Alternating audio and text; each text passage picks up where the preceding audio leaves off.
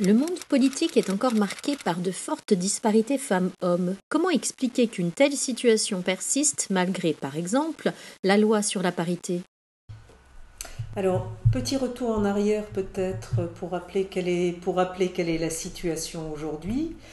Disparité, oui, inégalité, oui, mais progrès considérable, puisque je rappelle quand même que nous sommes passés lors des dernières élections à près de 30% de femmes au Sénat, près de 40% de femmes à l'Assemblée nationale et 50% de femmes dans nos conseils départementaux et régionaux. Vous avez raison de souligner que des disparités, des inégalités continuent de perturber. 30% c'est pas 50%, 40% c'est pas 50%. Les inégalités sont d'autant plus fortes qu'on s'élève dans la hiérarchie des postes, puisque là où il y a réellement, alors pour le coup, des inégalités qui perdurent, c'est dans toutes les fonctions de direction, de présidence, de vice-présidence, etc., qui restent encore largement entre les mains des hommes. Deux exemples mais vraiment archi basiques qui parleront à tout le monde. Président de la République, on n'a jamais eu de femme. Premier ministre, on en a eu une, Édith Cresson, qui a exercé le mandat le plus éphémère qui soit de tous les mandats de Premier ministre. Ça se passait dans les années 90 et depuis, plus rien. Donc voilà, il y a une vraie marge de progression qui existe globalement et en particulier au niveau des fonctions de direction. Pourquoi un plus grand partage du pouvoir contribuerait à diminuer les inégalités femmes-hommes dans tous les domaines ?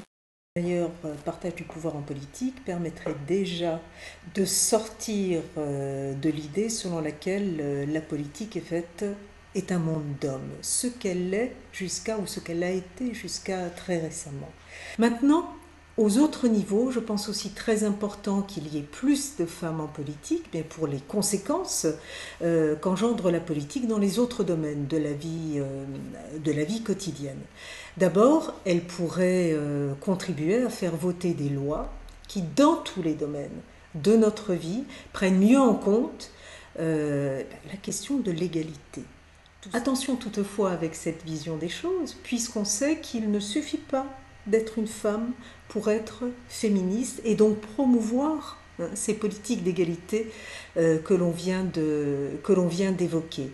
Il faut toujours faire attention de ne pas essentialiser, de ne pas naturaliser les différences entre les femmes et les hommes. Mais ceci posé, je pense effectivement que l'arrivée des femmes en politique est importante pour les conséquences que les lois peuvent avoir dans tous les domaines de la société. C'est un premier point. Puis dernier point, c'est important qu'il y ait plus de femmes en politique parce qu'il est important pour toutes les petites filles et tous les petits garçons aussi de voir des femmes en position de responsabilité. Donc voir que la politique peut être travaillée par des hommes comme par des femmes, de même qu'il est important d'avoir beaucoup de femmes parmi les sportifs, parmi les pompiers, on pourrait parler de pompières, parmi les plombiers, etc., etc.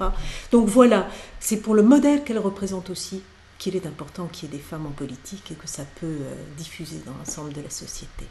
Quelles sont, selon vous, les solutions à envisager ? Pour que les choses continuent de s'améliorer, il faut continuer à durcir la loi, continuer la limitation du cumul des mandats, ça me paraît vraiment extrêmement important, et puis éduquer.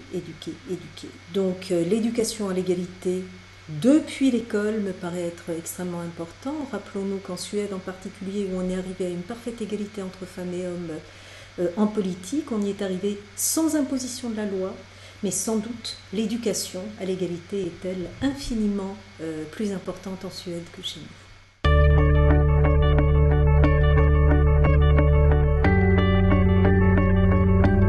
Retrouvez toutes nos vidéos sur notre page Facebook UNSA Éduc.